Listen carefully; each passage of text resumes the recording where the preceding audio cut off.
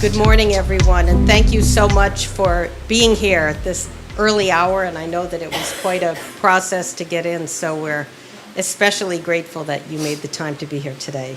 I'm Annette Nazareth. I'm the chair of the Integrity Council for the Voluntary Carbon Market Governing Board, and again, I want to say how grateful we are that you're here. This week is a pivotal moment for the climate and specifically carbon markets, as the world senses that the role markets can play in mobilizing investment for climate solutions and delivering finance to the global south. We expect this to be a feature of the negotiations this week, as well as in the wider debate around COP28, and we wanted to join with the VCMI to share some of the progress that we've made.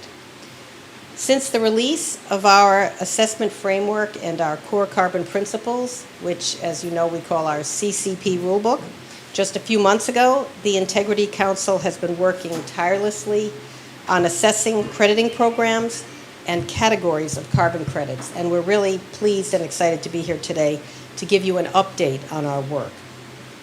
And I'd like to highlight that we've really benefited from your support, your insights, and of course your patience as we work together to build a high integrity, transparent, and strengthened voluntary carbon market. So I'm delighted today to have some wonderful panelists who I'll quickly introduce to you. We have Kelly Kazire, who's the Director of Corporate Action and Markets at the Bezos Earth Fund, and I'm pleased to say is also an Integrity Council Senior Advisor. Kenyike Sena, who's a member of the Integrity Council Governing Board and one of our very important representatives of the IPNLC community, and Mark Kenber, who's both Executive Director of VCMI and also a member of the Integrity Council Governing Board. So there are lots of people here who have multiple roles, so you can imagine just how much they've really contributed to all of these efforts. I also want to take the opportunity to officially introduce Amy Merrill, who's in the back of the room and just raising her hand, who's with us here today. She's our new COO, and we're really excited to have her lead us into this next phase of the Integrity Council as the CCP labels enter the market. So you can imagine what a busy time she's joined us, and she's really hit the ground running. So in today's session, we'll give you a detailed update of the full assessment process, including both the category and program assessments. We'll give you an indicative timeline for when you'll first see CCP labels in the market. We want to tell you how you're going to be able to stay up to date with the latest decisions coming out of the assessment, and a depiction of the supply eligible for CCP tagging based on what we're seeing in program applications. We're going to share more of the future work of the Integrity Council happening in the continuous improvement work programs that you've probably heard about. And we're going to provide information on the IPNLC Engagement Forum, which we're extremely pleased and excited about, and all of the events and programs that the Integrity Council will be participating in at COP. And then we'll finish off with some Q&A. So just to continue, the Integrity Council is really committed to getting the process and, importantly, the outcomes right here. And so we really do appreciate your support and your presence today for this progress update. Our goal is to ensure that the voluntary carbon market fulfills its potential in helping the world stay on track in achieving our collective goal of limiting warming to 1.5 degrees. And part of this strategy is providing market participants transparency into our process. And that's what we plan to do today. And I think and I hope that you all take from this that we're going to be engaging in what I like to call extreme transparency. We're moving to a new phase where we're going to be very open and transparent about our incremental progress over time, so that the market is very clear on what we're doing and is comfortable and shares with us the enthusiasm of the progress that's being made. So this is the beginning of that process, and I'm glad you're here to share it with us. So now, because we have an ambitious agenda for today, it's my great pleasure to introduce Kelly Kazire, who's going to get us started on our new extreme transparency goal. And Kelly's going to stand, I guess, and I'll give you this, Kelly, so you can hold it. I was thinking I could just... Does that work too? Okay. Yeah. This is easier. we can figure out how to assess all of the methodologies and programs in the carbon market, but just not how to present slides. Um, ah.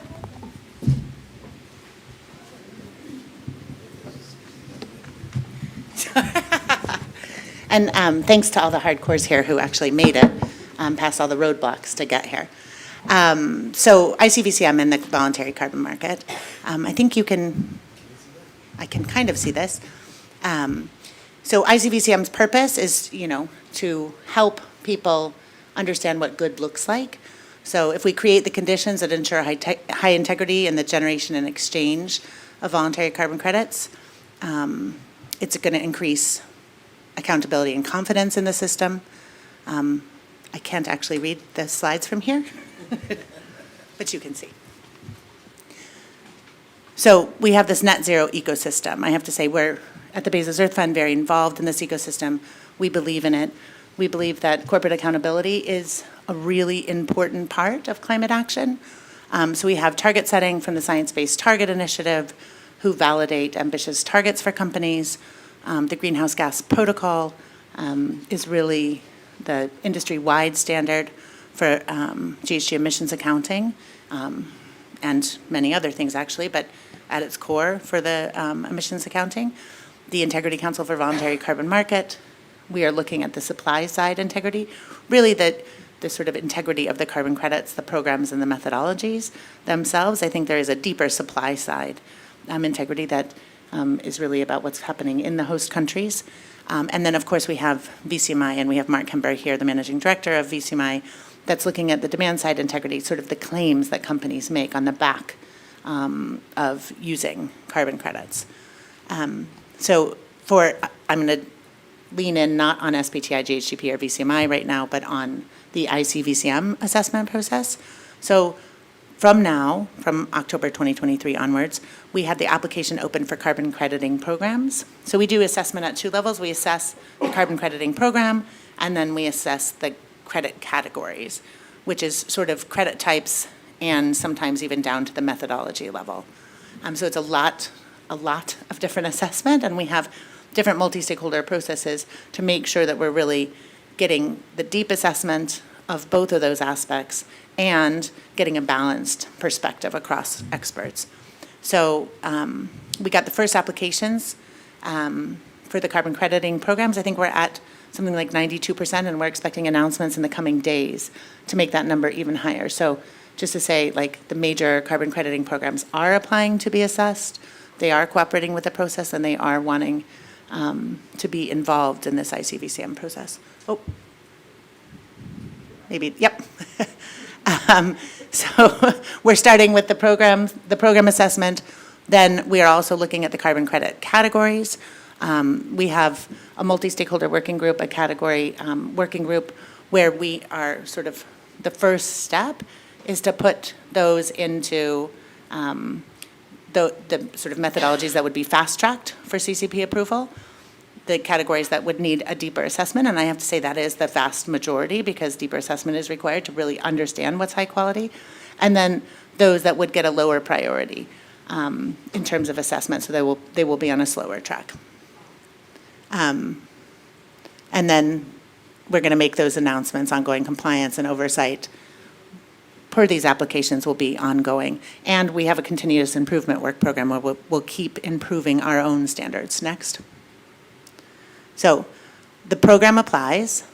It goes through the assessment according to our assessment framework.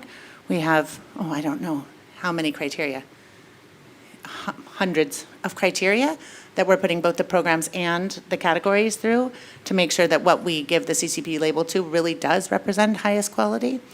We're going to assess it. Then it goes to the Standards Oversight Committee, and I'm the co-chair of the Standards Oversight Committee. Mark Kember is also on the Standards Oversight Committee. We wear many hats up here. And then we decide which are those CCP eligible programs. So programs are assessed against governance, transparency, different criteria that would be relevant to a program. And then we have the category assessment, where we go to the category working group, which is the one I just described with those 3 tracks. Then it comes to the Standards Oversight Committee for a recommendation.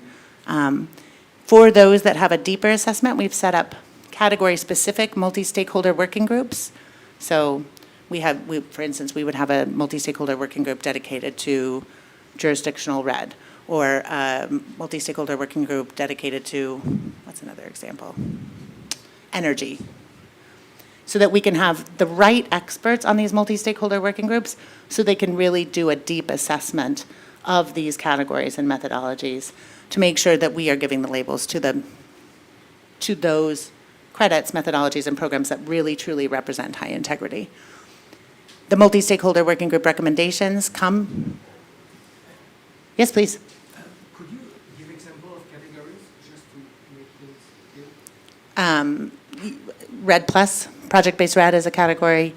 ARR, so afforestation, reforestation, renewable energy is a category. But although we have broken that up into sort of some subsets of that. Cook stoves, households. Does that make sense? So it's like not methodology specific, but sort of project type specific. And then we'd be looking at several methodologies for each of those types, as you can imagine. So they're sort of broad categories that we would look at and then break those into all of the different methodologies across the different programs, including inactive and active, and determining, which ones would go where in that. At the end, I think it'll be done, the CCP label will more or less be issued at the methodology level. Because methodologies have been replaced over time or improved over time, right? It makes sense to look at it that way. So we have the multi-stakeholder working group. The recommendations come to the Standards Oversight Committee, and then we make a recommendation to the board, who ultimately decides who gets the CCP label, which credits get the CCP label. I think there's been some confusion. We are looking across all of the credits in the market, not just credits issued going forward. So our intention is to be able to provide CCP labels to the credits in the market to make it very, very clear, based on that label, which ones have gone through and passed the CCP assessment. So it's a big process and a big task, and we're really making. We've made it through the category working group. It was an excellent process, and people really participated with the right intent, really to try and help us sort through these.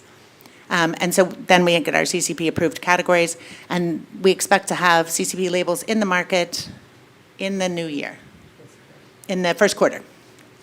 I'm looking to Annette because at the end of the day, she's the boss. Next.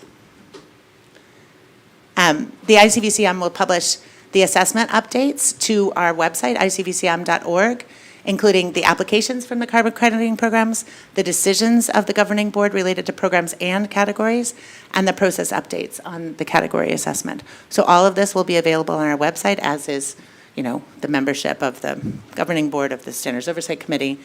There's a lot of information on that website, so we encourage you to look there.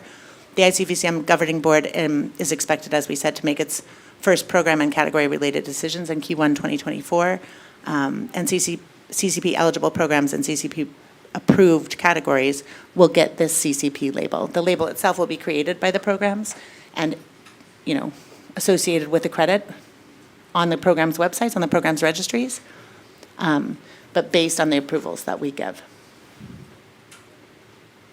So, as I said, programs with a 92% share of the carbon credit market have applied for assessment, and we expect that number to go up in the coming days. So we really are going to have a pretty sizable coverage of the carbon credit market. Outside of all of this process assessing the current categories and the current labels, when we were going through this, we identified a number of areas that could really benefit from a continuous improvement work program. These include Paris alignment. There's this constant and ever-present question of, for instance, corresponding adjustments, or how we ensure that baselines are aligned with NDCs. That's not that easy. There's remote sensing, the issue of permanence. People would like to see that a carbon credit has 300 years of permanence, but that's not a very standard contract on this earth. So we need to really come up with better solutions to address that kind of risk when it comes to nature-based solutions. And so the idea is to set up these continuous improvement work programs with experts from around the world and really, work together to come up with better solutions to some of these areas. I think we have 10 continuous improvement work programs. So you can see what those are, broad categories here. We're going to kick those off in early 2024, and we will use those to inform the next version of the assessment framework and to really come up with solutions for this carbon crediting market. Next. I think I'm going to hand over now to, it's for you? Thank you. Yes. Annette. Thank you I'll so hand back to much, you. Kelly, and we'll let you sit.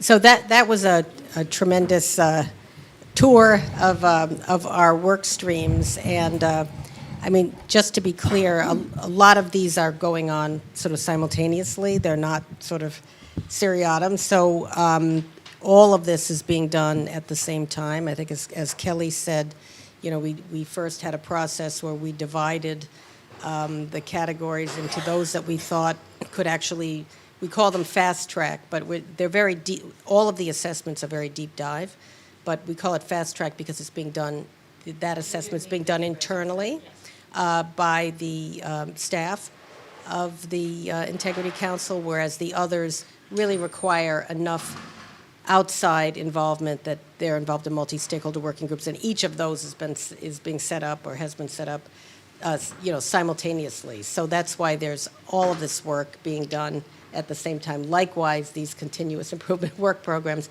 we aspire to continuously sort of update and upgrade our assessment framework, because we believe that, as the science and best practice changes, we want to be, aggressively improving ourselves, and so we aspire to continuously improve, and so that process as well is something that we're already starting. Yeah, I thought it might make sense to stop here if you do have questions on this, because there was so much content there. Yes. I got a quick question. Yes. Once you issue the label, Yes. but then you have updates in the framework, how does that impact the issued label? Do you have to upgrade?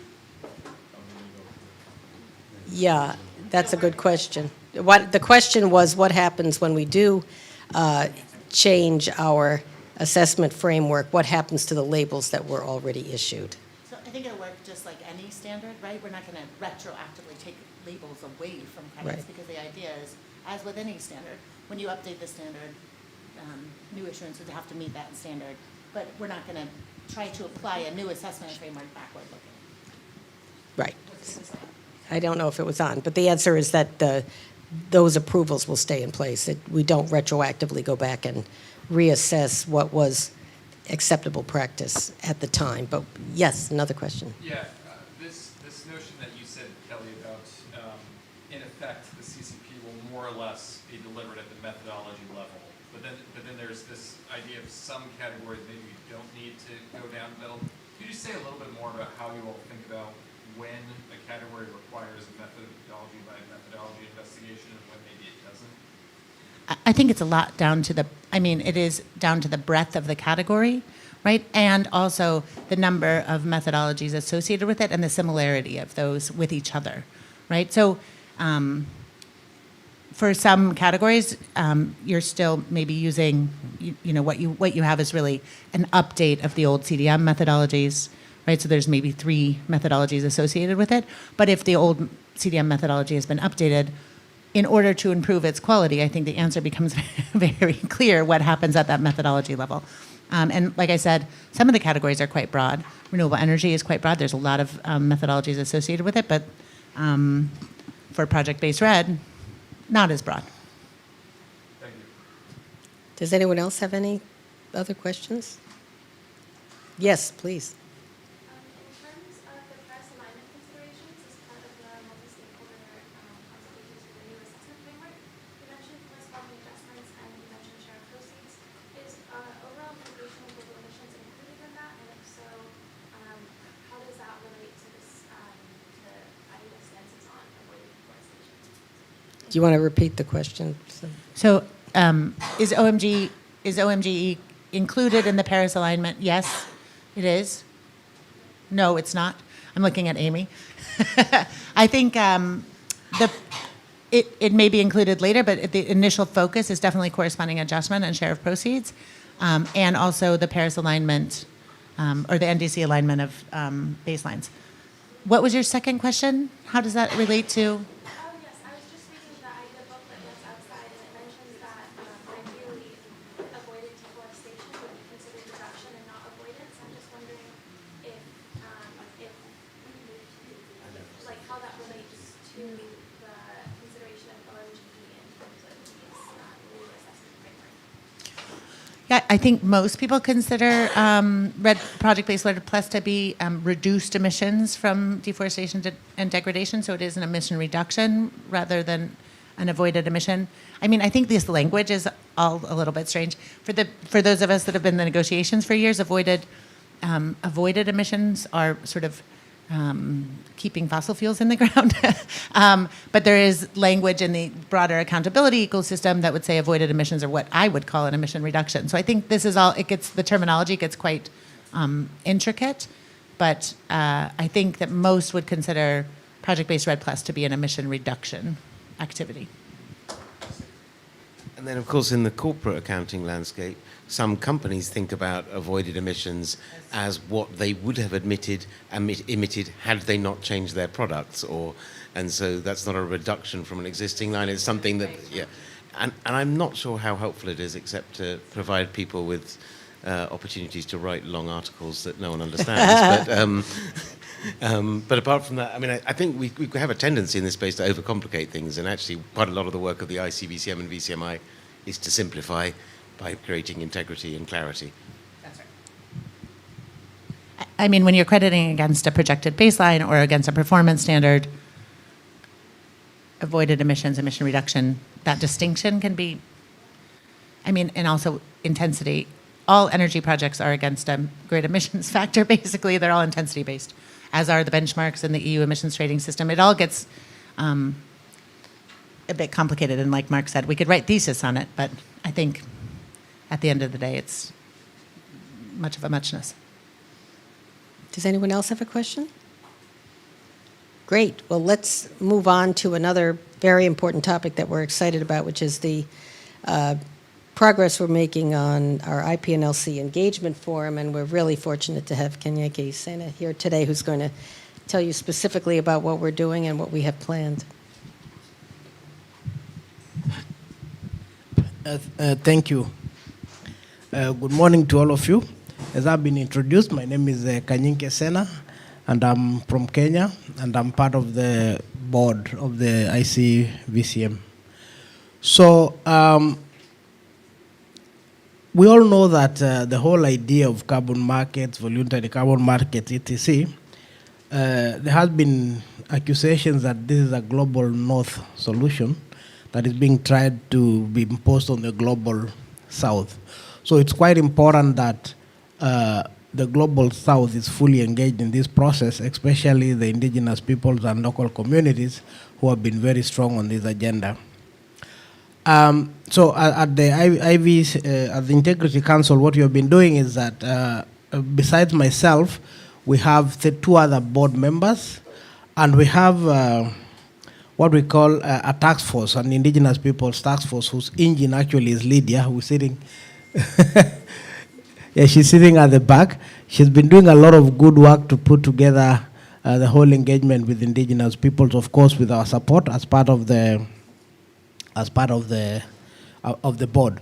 So we all know that indigenous peoples actually control 40% of global biodiversity. So essentially, they should be key partners in this VCM process and critical in the fight against climate change. So we, in the process of including indigenous peoples, we are in the process of establishing an indigenous peoples and local communities forum. And this forum will be actually a common working space which will bring together public and private entities, market actors, and indigenous peoples to empower these communities to grow their participation. That's why we don't even see them here. Their income generating opportunities, and of course, when we biodiversity benefits. So we have developed several documents related to the indigenous people's participation. And the whole idea is how do we ensure that indigenous peoples participate strongly so that we have to ensure high integrity products that reach the carbon market. As you know, the core carbon principles already break new ground by requiring all new projects to put in place robust social and environmental safeguards that deliver positive sustainable development impacts. So this kind of inclusion of indigenous peoples is part of that process, and the forum will actually provide an opportunity to lead that discussion. So the forum has been initially hosted by the SE2, and we are actually calling for partners and board members. These partners will play different roles. There are those who will co-host, and then there'll be those who will be contributing partners.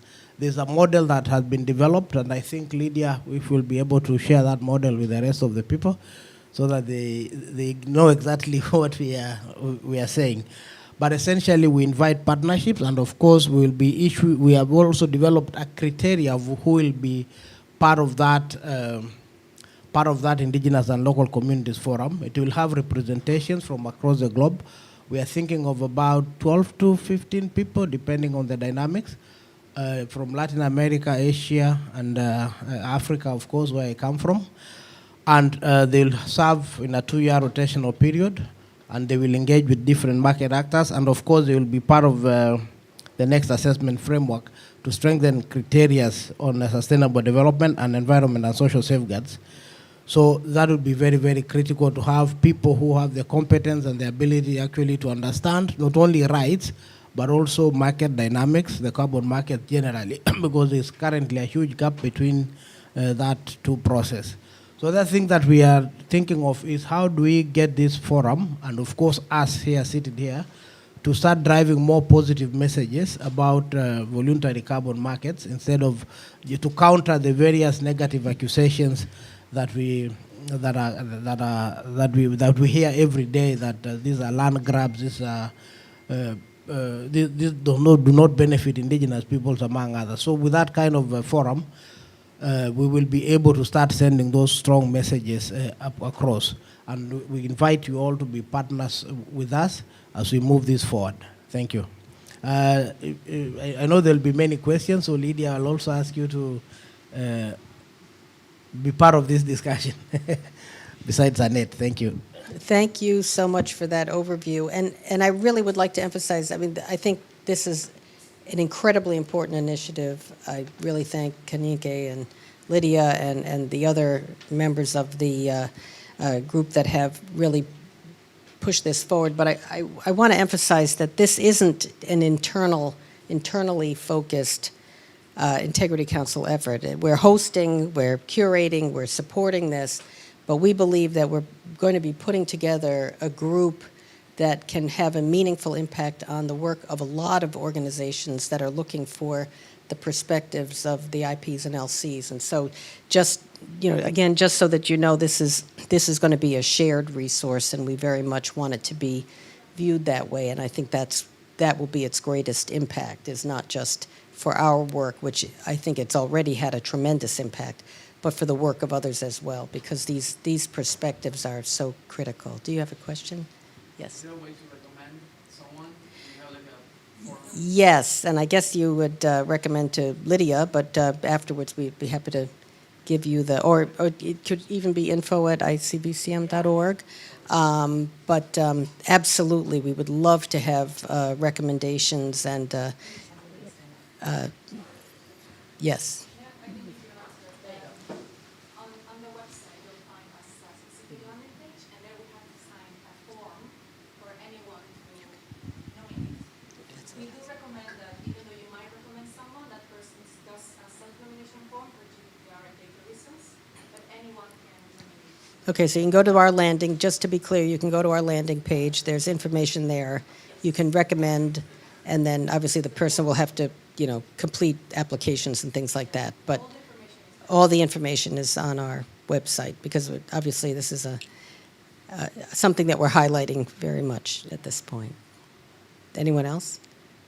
Well, thank you. I think that was a great overview. So now we're going to turn to Mark Kenber, who, as you know, is managing director, I guess, of VCMI, which is a very important, I like to say, sister organization of ours, maybe brother organization. I know we shouldn't be sexist about it, Officially sister, I think. But together, we like to say that we're creating end-to-end integrity, and I truly believe that the work of the VCMI has been so important. So I'd love to have you update us on where you are. Thank you very much, Annette. And I think just to pick up on the previous segment, this idea of us working hand in glove to create an end-to-end high-integrity framework, which not only does what it says on the tin, that any user of the voluntary carbon market can see a pathway from beginning to end. And you saw the 4 groups at the beginning with SBTI and Greenhouse Gas Protocol. There is something that companies can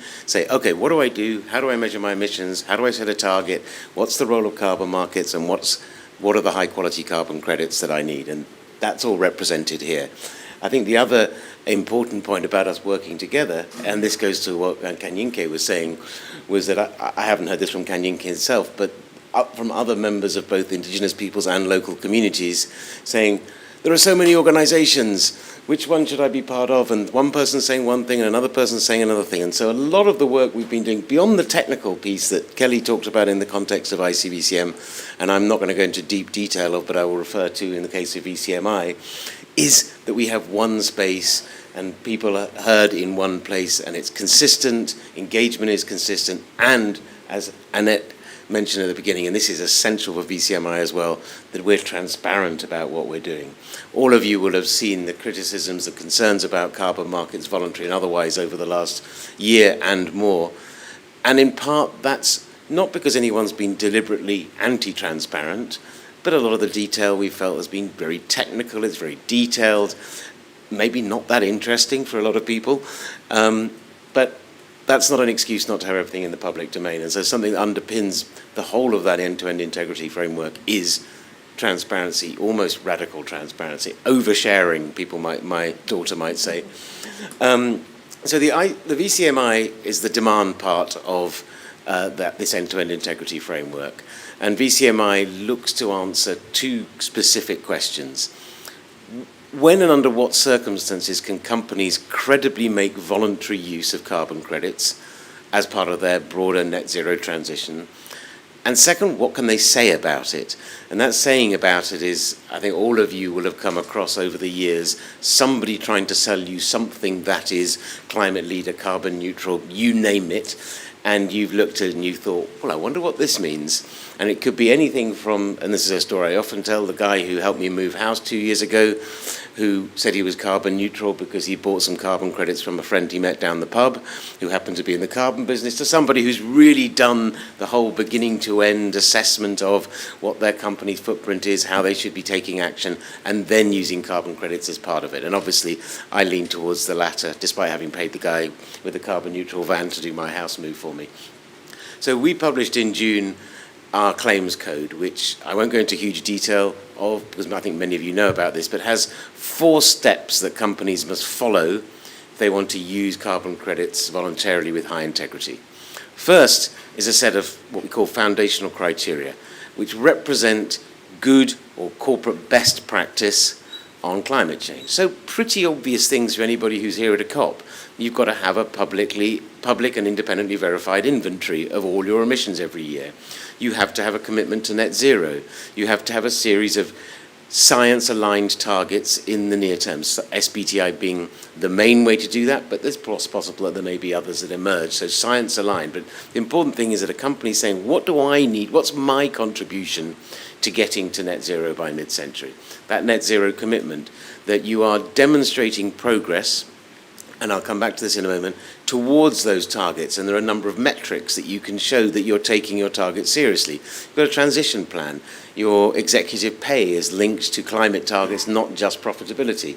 That you are investing and spending money on doing your climate mitigation it's easy, as many of us know, to stand up at COPs, especially in, and actually this is quite strange because it does have natural light, but when you're in one of those COPs where there's no natural light and no natural air, people say all sorts of things. Yeah, I'll commit to this, I'll commit to that.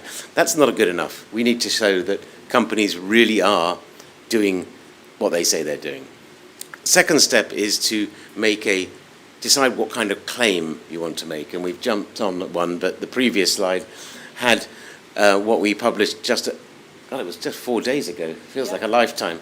The new branding for the carbon integrity claims, which represent companies' use of carbon credits above and beyond either meeting their science-aligned targets, or if they have a target for 2030, you can make a claim in any year that they are on track. And you'll see these, you probably can't see, but it says goals 23, 24. So even if your target is in 2030, by demonstrating you've made meaningful progress towards your target, you can then make a carbon integrity claim. And the difference between silver, gold, and platinum is the amount of carbon credits you buy, or rather, the proportion of your remaining footprint that is covered by carbon credits. So carbon integrity silver requires you to cover 10 to 50% of your remaining footprint with carbon credits, gold 50 to 100, and platinum 100 plus. And that must increase year on year. So if you come in at silver with 10% thinking, oh, that was easy, next year you've got to do more. And it's got to improve year over year. So the idea being that you move up the ladder. So with this carbon integrity claim, and there's a whole book of guidance on how you use it, what you can say about it, using the accelerating global net zero tagline, and all of that. With that, and the next slide, please, which is the monitoring, reporting, and assurance framework, which were the two elements that we promised in June that we would publish by this year. Companies can now actually make a claim, and we're expecting in the next week or two at least 4 or 5 companies to be stepping up and making claims. Whether they will be able to actually make the claim or say they are going to make the claim, because there's a bit of a process going through this MRA framework. But there's clearly interest in this. This is high ambition activity. So this is really, if you think about the mitigation hierarchy, this is companies taking action seriously, and then going above and beyond it by investing in short-term mitigation options that, to use a phrase I borrowed from Dirk at the back there, means that opportunities to reduce emissions are not stranded. Because there are a lot of, this is why we exist. There are lots of opportunities to reduce and remove emissions across the world, which will not happen unless they're financed. And by using the voluntary carbon market, that's one way of getting finance where it's needed quickly. Doesn't require 192 countries to agree on it. It requires one CFO to decide they're going to do it, probably pushed by their CSO and their marketing department. So with the monitoring, reporting, and assurance framework, companies can now go through the whole process. And it goes back to what we've all said. This is about transparency. So when we first presented the elements of this, which required companies to disclose and have limited or reasonable assurance on pretty much every single aspect of the claims code, people said, you're crazy. But then when we got the companies in the room who were thinking about using this, they said, you're not crazy at all. This is essential, because if we want to be able to stand up in public and make a claim with credibility and with confidence that we're not going to appear on the front page of a newspaper or a news story because we've done the wrong thing, we want to be able to show in the public domain with independent verification that we have done the right thing and we're doing exactly what we said we're going to do. So this monitoring, reporting, and assurance framework, which I should just add, builds on reporting and disclosure requirements across other platforms already. So if you're already disclosing information to CDP or to other organizations, maybe it's a financial disclosure requirements, you don't have to do it again. If those are independently verified, you can use those same reports. And the idea is not to create additional bureaucracy and additional cost. One of the challenges that companies often face in this space is that it's expensive to do this. And there's always going to be some expense if you want high integrity and transparency, but we're not trying to create an additional burden. In addition to those two bits, which mean that companies can make, next slide please, claims now, we launched on Tuesday, a beta version of a Scope 3 flexibility claim. A lot of the claims that I announced on the previous slide are all, as I said, once a company has either met its near-term target or has demonstrated that it's on track, clearly on track to do that. In many of you will know, and we've done extensive survey work and quantitative analysis of where companies are on their journeys. And with Scope 3 emissions, in our stakeholder forum, 3/4 of them said, there's no way we're going to meet our Scope 3 targets. We did a survey of over 400 companies. Of those who were on track for Scope 1 and 2, nearly half were off track with Scope 3. Across all that universe, again, 3/4 said, we're seriously making an effort, but we're just not going to get to our Scope 3 targets in time. So then the question arises, okay, so you should be doing more, but we know that investments are lumpy. We know that that the Scope 3 accounting is difficult. Would we rather a company that's not on track do nothing? Or would we rather apply the polluter pays principle, thank you, Kelly, for bringing that front to centre, to say, actually, bridge the gap. Invest in short-term emission reduction and removal opportunities. By short-term, I mean now. Bridge that gap. Use it to get back on track to meet your target. And so we created this Scope 3 flexibility claim. It's a beta version because there's still some technical work to be done. One of the most important of those is knowing in any given year whether company in emissions terms is on track to meet its 2030 target or not. Now, if life was easy, every single company in this space here and in the world would reduce their emissions by exactly 4.7% every single year, and they'd probably break it down by day, so you could see on any given day. But we know that life isn't like that. Investments are lumpy, wars arise, prices go up and down, new technologies are not quite ready when you thought they were going to be ready. So companies have lumpy trajectories. And we need to find a methodology, and that's one of the things that many of us in this room and many of us here will be trying to work out how to do together this week. So there is an effective way of assessing whether companies are on track. And that's why this is a beta version. Until we've got that and we can measure the gap at any given time, this has to be a beta version. So sorry? Yeah. So we're inviting all those organizations who are on the first slide, the SBTIs, the greenhouse gas protocols, VCM, and others in this space, to work together with us to find a methodology for assessing on-trackness, as we haven't found a better way of calling it, so it's on-trackness for now, and that we can all use together, that works in the corporate accountability space, that investors can use to see whether the companies they're investing in are making the right kind of progress or not, and for us so that we can assess the gap.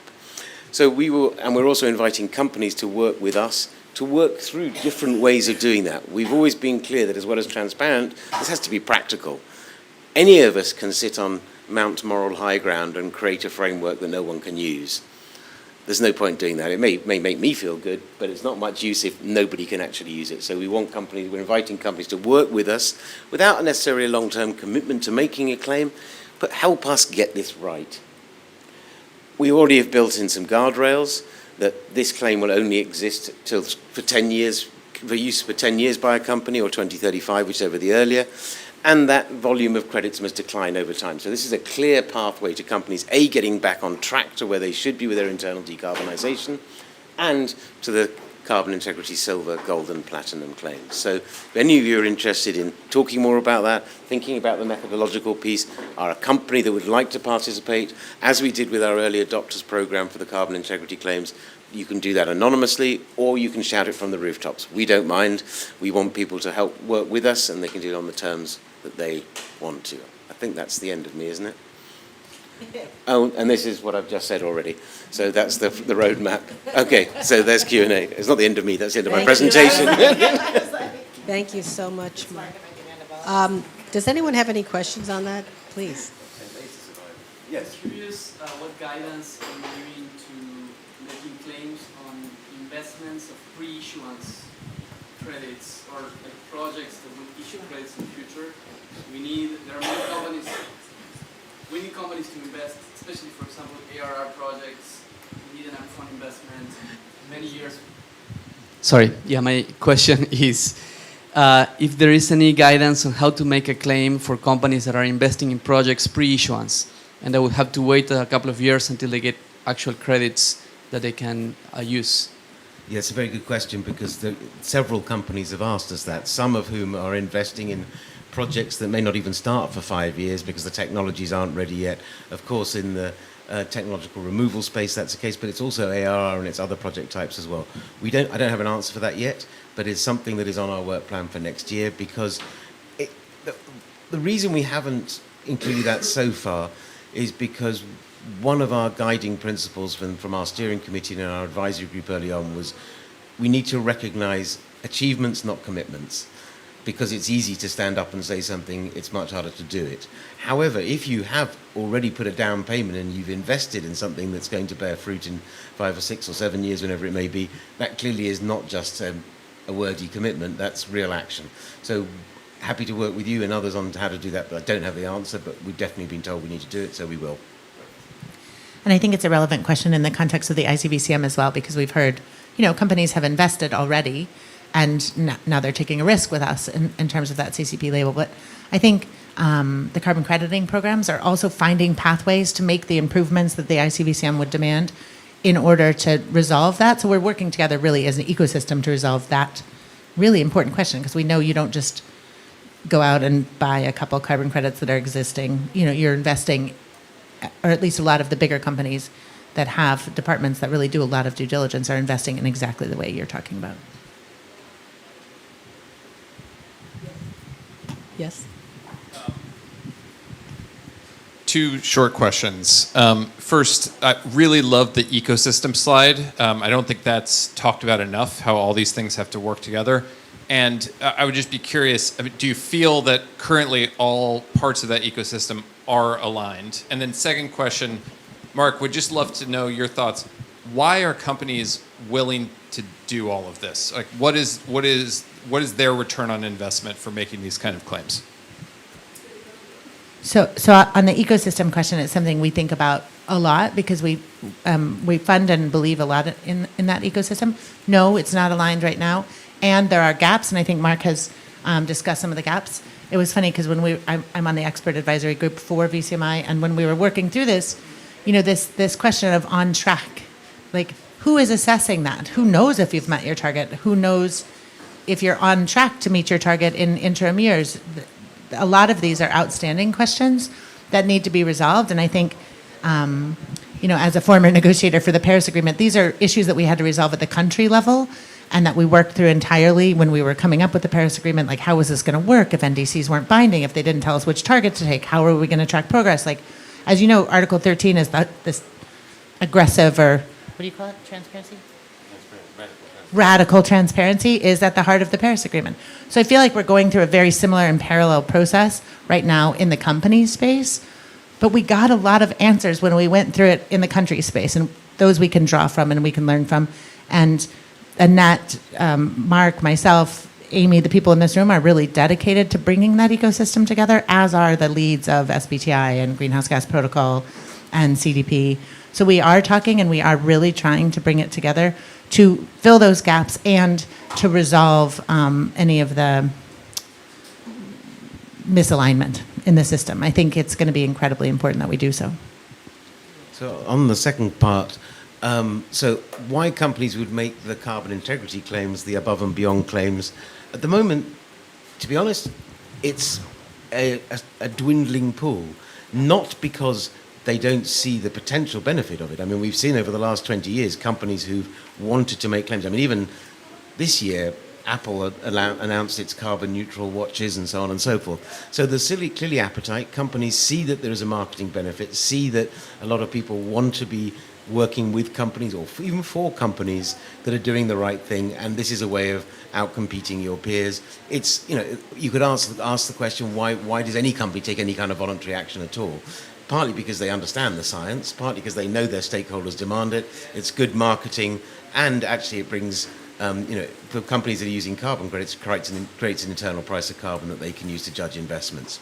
At the moment, though, as we know, because of a lot of the scrutiny of projects, many of which have absolutely deserved that scrutiny, and scrutiny of companies who have absolutely merited that scrutiny, like the removals company that I used, they're saying, well, look, unless we have something that really allows the world to know or distinguish between those who are doing the right thing and doing the wrong thing, then I said this at a meeting yesterday, whereas in the world as a whole, we know that the cost of action is dwarfed by the cost of inaction on climate change. For corporates at the moment, the cost of action dwarfs the cost of inaction. You don't get given a hard time if you do nothing.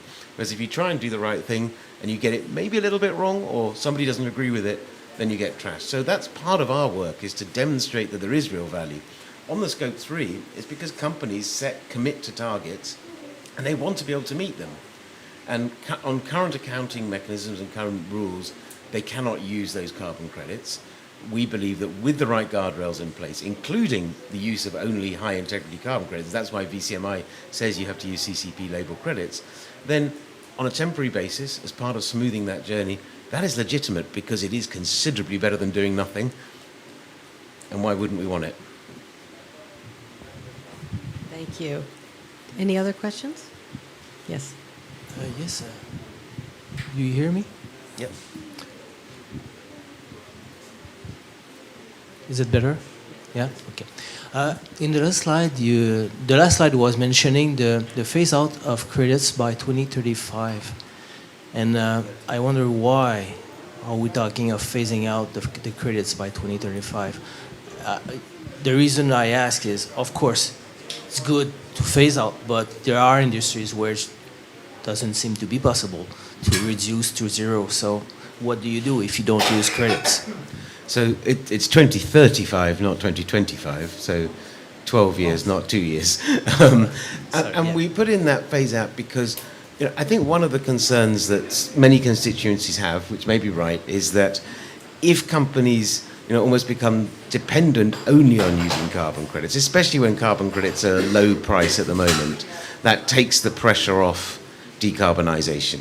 And it takes the pressure off companies investing in the next round of technologies, the next round of processes. Now, this is debatable. Some people strongly believe that, others are not so concerned. We put in this deadline of 2035. Some said should be no deadline at all. Others said 2030. Some even said, like you almost said, 2025. So that's a balance. As I mentioned, this is a beta version. It may require different timelines for different sectors or different geographies. And so those are all things we can explore in the first half of next year. And again, would welcome any inputs people have on that. I think also this is a scope 3 flexibility. And as you can imagine, over time, we hope that more and more companies are taking on ambitious climate targets, meaning they'll be covering their own scope 1 emissions, which would then help to reduce the scope 3 emissions. So we hope this is kind of a self-resolving cycle, right? As more and more companies take on targets, it's their scope 1 emissions that are represented in somebody else's as a supplier in scope 3. So I do think it's going to come down to sector and geography, as all pathways do in the end. But we hope there's a systematic improvement in terms of the coverage of these net zero aligned targets. Thank you. Can you share that mic over here? I have not heard the word of regulators, regulations, and I know some governments are regulating the participation in the markets, right? So they will require a crediting company to be registered with the government of any country. So how do we make all of this connect? Can a company go and say, hey, I have this seal, it's a marketing tool?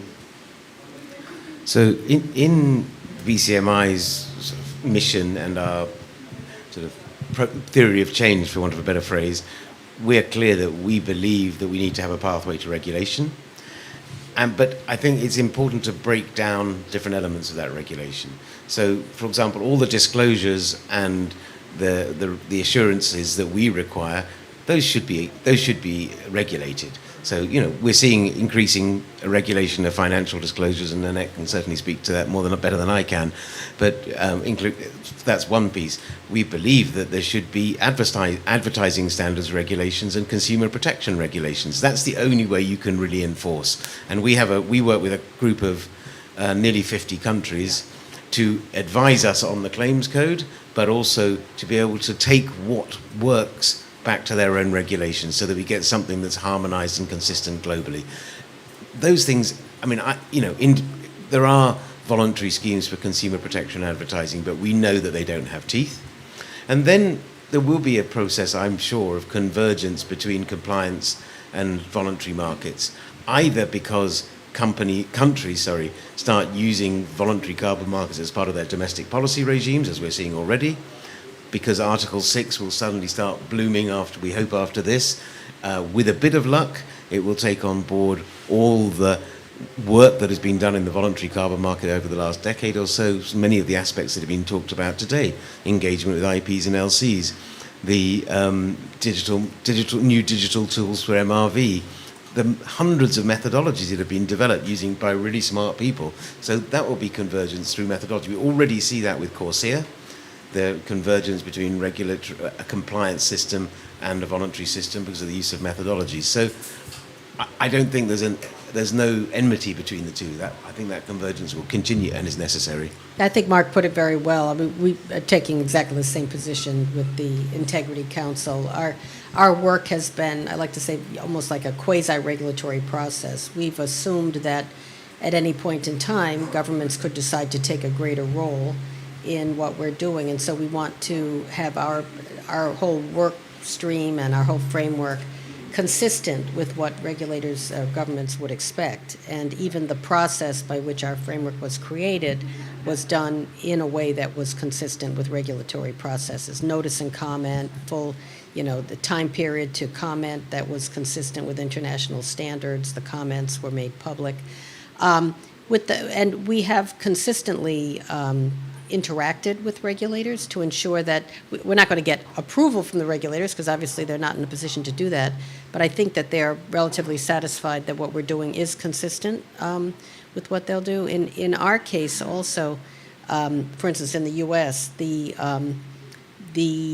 spot market for the credits is regulated, not pervasively regulated, but regulated by the Commodity Futures Trading Commission. But the futures on those products, and we do expect futures to eventually trade, those are pervasively regulated. So our view is, to the extent we have full transparency, a lot of information sharing with the regulators, that's going to help even on the spot market, because we'll have sort of a regulator who's sort of involved in some manner in overseeing those activities, and we welcome that. And so, ultimately, as Mark said, if these do become part of a regulated process, I'm hopeful that on the supply side that we've created a structure where it could be assumed by the policymakers without having to make too many changes, that it actually would have minimal market disruption if they took it over. But we are where we are, and today, the private sector can move more quickly,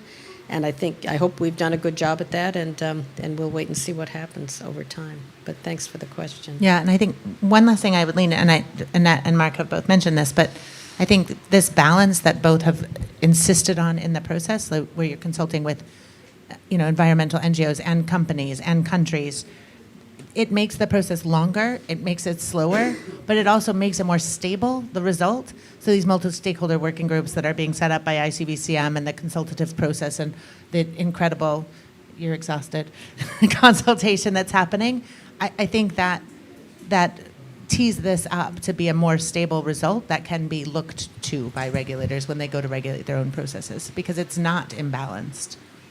Yeah, that's right. And so, we do occasionally bristle when people say, why is it taking so long? It's taking so long because we're actually undergoing a very rigorous process that we expect to withstand the test of time. And, we could have done it more quickly, but I don't think it would have had the same degree of reliability and integrity that it did. So, does anyone else have any questions? Yes, one more.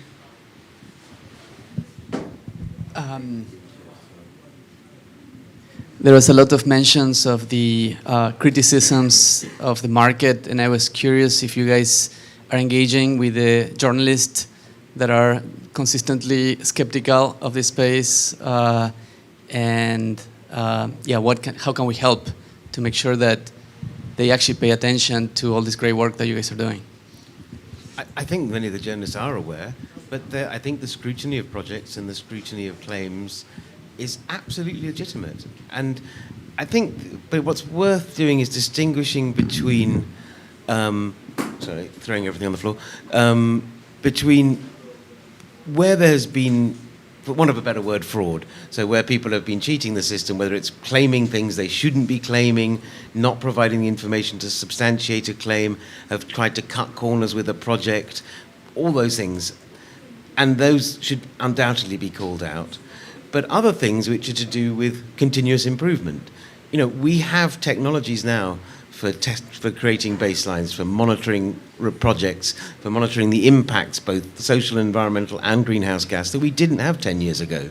So let's not judge the quality of our monitoring 10 years ago with the technologies we have now. That's why we need, and it's interesting that in the ICVCM we have continuous improvement working groups. It's to, what can we learn? How do we improve over time? We can't judge something from 10 years ago, but we can't also shouldn't just say, well, that was fine 10 years ago, so it's fine now. We need to improve. So I think what we need to be better at explaining, and the market needs to be, or the world needs to be better at understanding, is this is a process of continuous improvement. It needs to happen. It needs to happen with transparency. But we also need the scrutiny that calls out the bad faith actors and the bad actions, because otherwise we don't improve. Yeah, I would say, look, the press has been sort of relentlessly negative in the recent past, and that is unfortunate. And I think that we need to change the narrative. The narrative should be forward-looking. I feel like a lot of what we're looking at, and not to say it's not important, because it is important to know from whence we've come, and we know that there have been problems. But I think we really are hoping that, you know, quickly we'll be turning to the look to the future and the possibilities of a high-integrity market created by these frameworks, as opposed to sort of relentlessly looking in the rearview mirror. And I think it will be important to sort of change the narrative, not just with the technocrats, but with the public, that this is actually a positive thing, that there is, you know, a way to not only, you know, meaningfully contribute to our net zero goals, but also have a very positive impact on the global south. I mean, there are just so many positive things that could come from this. And so I think any way that others can help in being part of that switching of the narrative would be very helpful.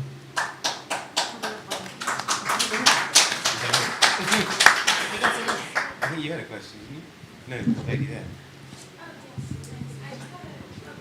She had her hand up. But that wasn't her. I just had a brief question about the Scope 3 flexibility claim. Just to clarify, could companies use carbon credits to meet their Scope 3 emissions target, or does it work differently? So the meeting of targets and the decision on that can only be made by the organizations that do the target setting. So SBTI or whoever else sets targets will say whether they can or not. At the moment, SBTI doesn't allow companies to use carbon credits to meet the targets, but it also doesn't specify what should happen in the years that aren't target years. So we very carefully say we talk about bridging the gap. Part of our work over this next fortnight and into 2024 is to try and find common ground. I understand absolutely where SBTI and other target setters come from. They're concerned about the credibility of carbon credits. We're convinced that with the work that ICVCM is doing, we're going to overcome that problem. They're concerned that it will delay investments, but research that has been published by 3 different organizations this year shows that companies are using carbon credits are amongst the leaders. They tend to be decarbonizing more quickly, they're investing more in reducing emissions, and they have better corporate governance over climate action. So it's not to say, I understand why some of the target setters wouldn't agree with that. We believe, and I think we can come to a place where we can see how carbon credits can be used as a way of bridging gaps, of companies taking responsibility for their emissions even when they can't, despite their best efforts, reduce them absolutely in line with their targets.